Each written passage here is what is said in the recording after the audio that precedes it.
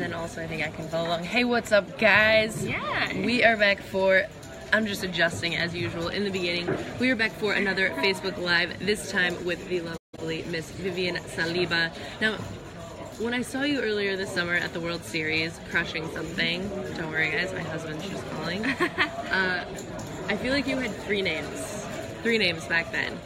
And now it's just Vivian Saliba. Before there was like something else. Oh, in the middle, I have two last names. Oh wait, we're not supposed to look at each other either, by the way, we only look here. Okay.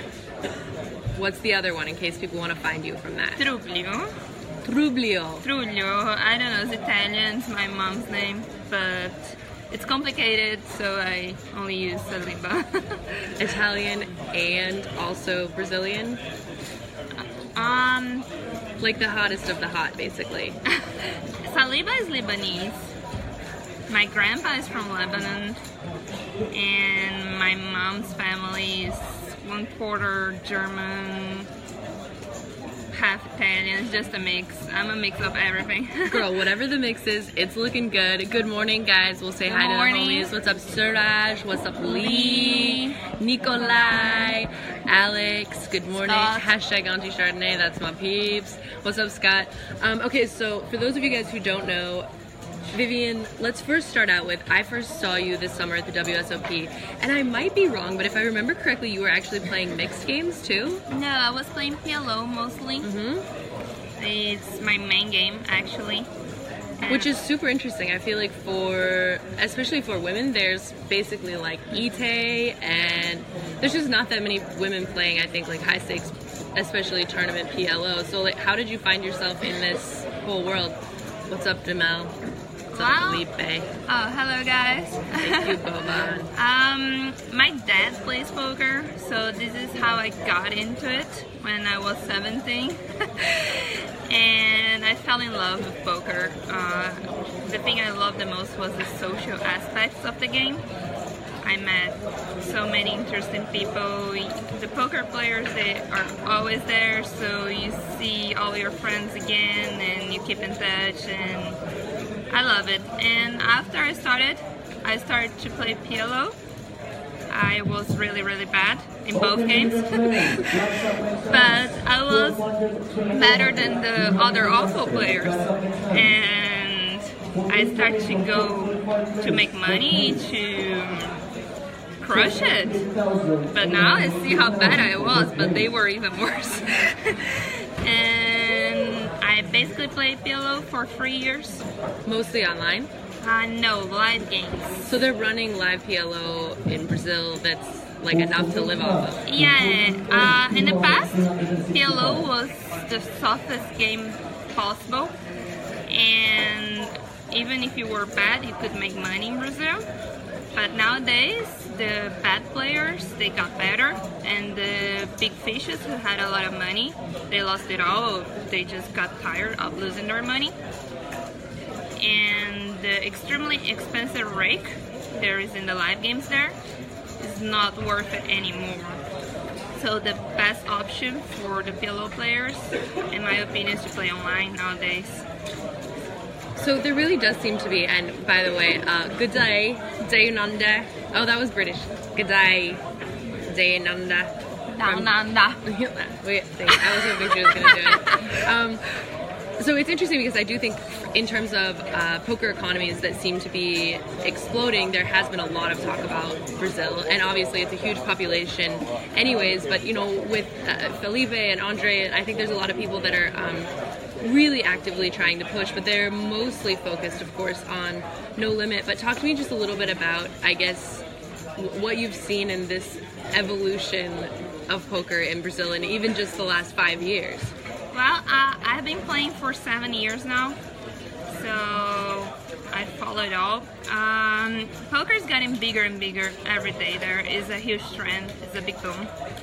We are not in the same level as Europe and America. You guys have poker way before us, so the fields are softer. The new players, they're still in love with the game. That thing, that passion you had in the beginning when you just discovered poker.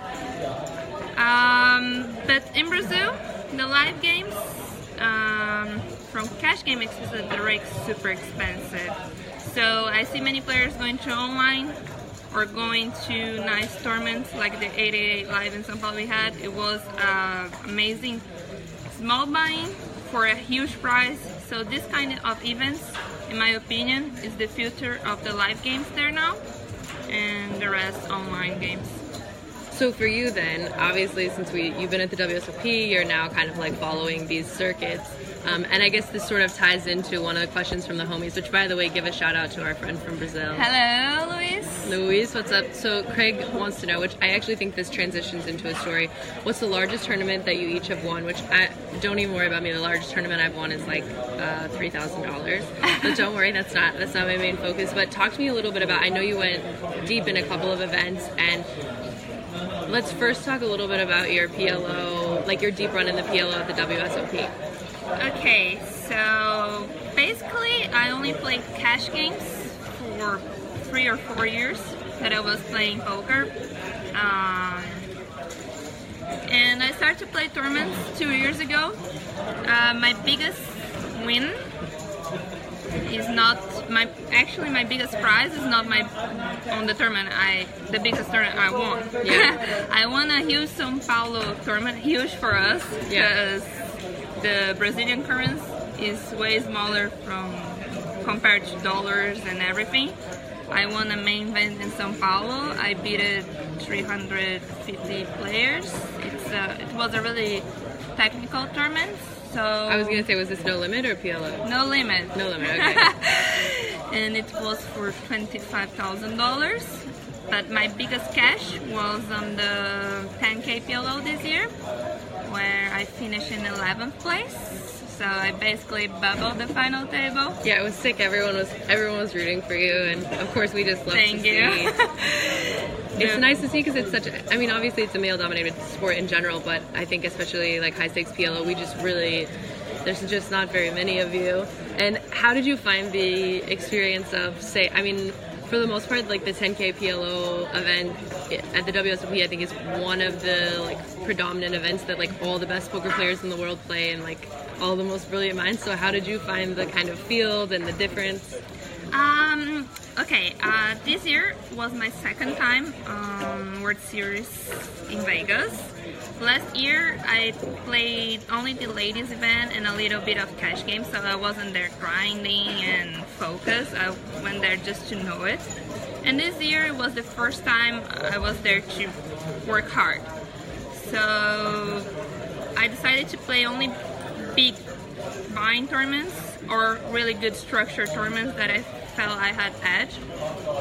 And I played the 25K PLO as well and the main, so it's another 10K tournament, but the 10K PLO was the biggest tournament I ever played till then, and I was like, oh my god, I don't know what to expect. I won local ranking in São Paulo about the best PLO player all over 2015 year.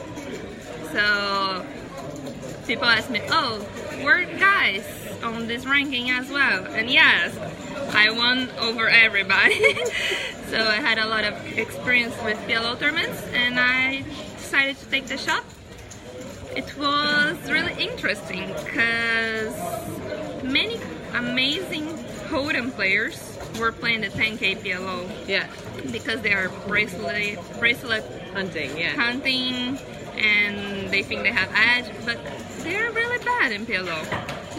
So in my opinion, it's one of the best value tournaments you can play if you're a decent PLO player, because they play Hold'em with 4 cards. And if you play good, you have a big edge. The structure is really good. I thought I could play equal to the good players. I played with big names on PLO, and like it was amazing experience. I was dreaming in dreamland when I was playing it. Every day was a different experience, and I was really upset when I busted. Yeah. Next year I will try to do better, But Fuckers. when I played the 25K, I was expecting kind of the same level of players, but it's way tougher than the 10K, because I think these good hold'em players, they don't risk that much on the 25K, so only the good PLO players play it, Yeah. and a few fishes. Right. So my table was no fish. I was playing with Odd Oddson on my left, that is Ola, there is one of the best PLO players in the world, and my right was a bunch of other pros. It was really tough. Yeah. And so I think if you play PLO, well, you should play the 10K if you have the chance, for sure. So it's interesting because I think, like, in terms of a lot of players know how to play PLO, but they don't know how to play it well. And there's been a lot of talk, especially because they just had the PLOMG, like the live stream table of PLO a couple weeks ago, I think, on PokerGo. And a lot of people were saying that people are playing their hands too tight. But a lot of people were saying, no, people play way too loose. Like, if you play basically hold'em but with 4 cards, that you're going to be playing too loose. But then all these like comments and stuff, all the commentary was basically saying that like all these players that are really good PLO players were playing so tight that they're like missing all these other little edges and little opportunities against each other, that like you can't really do that. So when you say they were playing bad, like what were some really obvious mistakes? Okay, first thing, people need to understand that even though the rules of PLO are really basic and easy to get, especially if you're a hold'em player, the game is completely different. You need to have a good notion of the equity of the hands, of the reverse imply odds, of playing many hands, the importance of playing position. A polylimit game is completely different dynamic as well. So I think if you're playing against hold'em players, you should play tight, because the equity pre-flop of the hands are kind of similar. If you have aces against any other random 4 cards, it's basically 60-40 favorite. What you don't see in hold'em. Right. So why would you embrace variance and play super aggro when your opponent's gonna make a lot of mistakes? So you should take the game to the post flop, especially in position and with good cards. So if you play tight, if it's cash game, there is no rake, no any, never. But in a tournament, PLO tournament, they don't have any. So you can wait, you can be patient, and you can let your opponents make mistakes, because they're gonna play hold'em with 4 cards. They're gonna overestimate their hands, they're gonna overplay their big pairs, they're gonna pay too much with bad flushes. They will put many times themselves basically trying to draw, or they're gonna lose. They're gonna make bad investments in general. So I think play tight is a good strategy. So for you, I think it's interesting. I've done quite a few interviews this summer. I think a lot of people are starting to fall in love with PLO. Yeah, we need to tell everyone what's up. Keep them going. We're looking at your guys' things. But did you find that you just loved PLO versus, say, Hold'em? I just feel like it's not so normal for someone to come into poker and then like very quickly fall in love with PLO. Is it because it's like just, I mean, it's obviously a little bit more exciting in some ways because things change so fast and different hands happen, or did you think to yourself, oh, I have an edge here probably because there's just less people who understand this game? Or I just think it's odd to like jump so quickly into PLO. I think it's amazing, but I'm like just more curious about your story. Okay, I fell in love with poker, and then when I started playing PLO, I started winning and win and win, and that's everyone loves to charming, win. Of course. And I was thinking like, oh, I'm good. Oh, I'm so good, and you feel powerful, but I wasn't. I'm improving, I'm still, and I have so much to learn. So PLO is a dangerous game for who don't know how to play it. They think it's easy, they think it's, who don't know think it's a gamble, and many people lose a lot. And might be one of the reasons why some hold'em players, they are like scared of playing PLO, it's common to say, oh, PLO, it's a DJing game, it's crazy, it's bingo, but they don't know what they're doing because they don't know the numbers and they never studied. And hold'em, it's if you play tight, you can take longer, I guess. You lose leads, it's more controlled game. Even though if you play bad, you're gonna lose in the long term. You can lose slower. You can take your time, like shipping it all into the economy. Okay, so Alex clearly wants to know what players are your favorites and look up to. What are my favorite players? Tough one.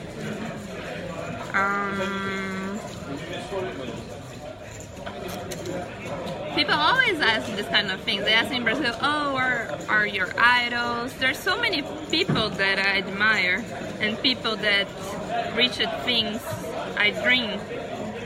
So I could say Vanessa Selbst, it's an amazing example.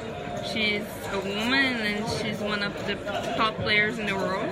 And I have to bring this because she proves that women and guys would play equal to equal, and it's a mental game. Many people ask me, why do you think there's so little women in poker? And I say, maybe this betting, this adrenaline thing, the mental control thing is more masculine. But if a woman dedicates to it and you put the effort and you work on it, we have the same chances. It's so funny, I always say that too. I'm like, I think there's a certain level of femininity that people just discount. It's like, oh, it's because men are so mean, or it's because it's like so sexist. And I'm like, no, I think it's something also where it takes a certain type of woman to want to gamble. It's not really such a women want to like natural for us. Yeah. It's like I think women are more inclined to like save money and have security or something like that. But yeah, obviously, like in a mental game. Oh, thank you, Juan. That's so sweet. He's like, could you bluff her with a straight face? I couldn't even do it. And I think that is something, like, with a beautiful woman like you, I do think it's interesting that I'm sure that you've figured ways to make it work in your favor. Of course, I try to act silly. like I don't even know what's going on. Yeah, when I go to somewhere when people don't know me, I make mistakes on purpose. I show it. I make mistakes with the rules. Why not? Because they're gonna look to you and say, "Oh, this is some player's girlfriend," and she don't even know what to do, and they play over aggressive against you. So you're like, "Great, I'll take it. I take it. Ship it to mama." JM wants you to say peanuts. Peanuts. What? Listen, we did it for you, okay, JM? So I hope you appreciate us. Well, did I say wrong? No, you didn't. Daniel's saying something. Is this in Portuguese? Brazil representing. Good to see you there. Good luck. Attaboy. What's up, Christopher? Oh my gosh, is that what it is? He says you look like Vienna Giardi. And I've been trying to figure out who you look like. Like, you look like someone, and I can't figure out. Who is Vienna Giardi? Was she from The Bachelor or something? I don't know. Us weeklies and stuff. Mike wants to know where you're from. I'm from Brazil, São Paulo. São Paulo. Walter says you're a great poker mind. Thank you, guys. Thank you, John, for your deep insight on that. But also, she doesn't work for us, so sorry about that. What's your favorite poker room? I love Vegas. And there, I think area is my favorite one.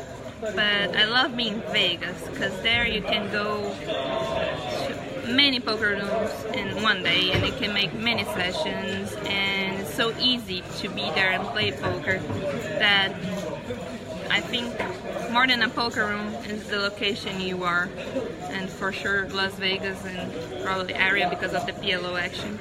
How many big poker rooms do they have in Sao Paulo? We have poker clubs, we don't have casinos. Poker clubs? Yeah.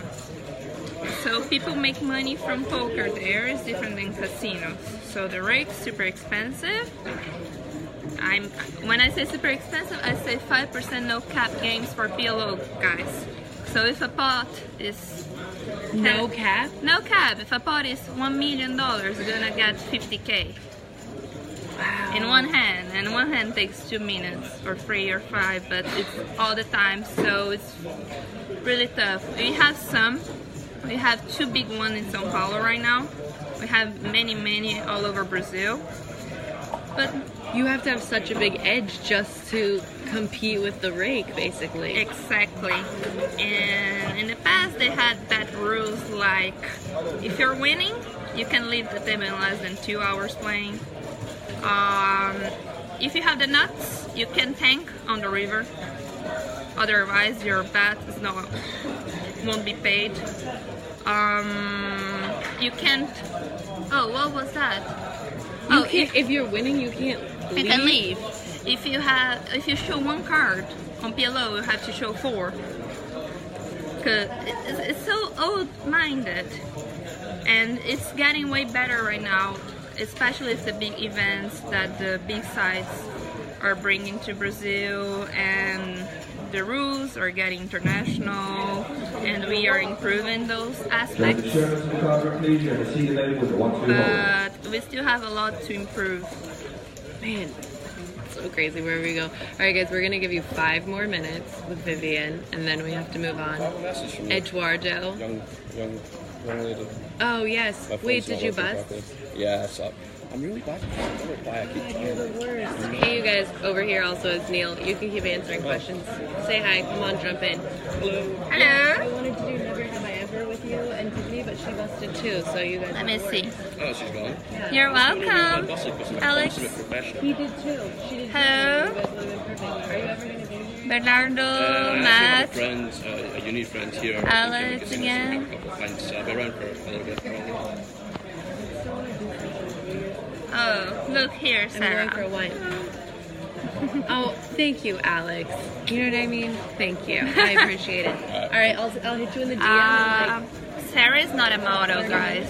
Yeah, I should say. I'm either. Okay, perfect. Thank That sounds you, like Mikey. exactly what you should do. They ask if you're a model. No, they ask if you're a model. Let's get real. I Both thought of the us. same thing. She has the best smile, you guys. I was doing some video the other day and scrolling through it, and I was like, oh my gosh, your smile's ridiculous. Okay, so for those who want to find you, also, let's give them the... Oh, you're so welcome, Steven. Thank you. Thank you guys for joining us. Where can people find you if they want to follow you and just find out where you're going to be and stuff? Okay, the social media that I use the most is Instagram. So you can find me on vivi.saliba, S-A-L-I-B-A. Facebook is Vivian Saliba, and pretty much this. And hopefully you'll be at all these 888 events, and we will just keep them going. Yeah. Hello for Luana. Where is this? Trulio. Maybe it's your homies. Blue Nails on Point. I was Luana is thinking my the same sister. thing. Say hello to your sister. I would say hello. Hi, sister. Does your sister play? No. You need Only to my teach her. dad. You need to teach her. Yeah, my family, when I first started, they didn't like it at all. They were like, oh, you're gonna quit your studies to play, and they had all this bad image that people who are not informed have. But nowadays that they see what I accomplished and all the effort I put on and the results, and there is just being a professional poker player is just a profession like no other. You work a lot, you have responsibilities, you have problems, you put effort and you see the results coming. And my family nowadays support me so much, and my mom, she didn't like at all, and now when I'm playing she always texts me, oh, go on girl, I'm your fan, you're gonna do it. It's so nice to see how they changed their perspective. They could understand, and now they support it. Shout out to the Saliba family, and you guys can stay tuned because later on, so in our time right now, or I guess let's do Pacific Coast time right now, it's 7:30 in the morning. At our time right now, what time is it? 3. 3:30. 3:30. So in 4:30, 5:30. In 2 hours, we're going to have another live Q&A with Tiffany Michelle and Sophia Lofgren. So come back, shout us your questions, all the homies. See you in Denver. Thank you guys for everything. We appreciate it. And adios, amigos. So thank you guys for watching us, and good luck on the tables. Deuces.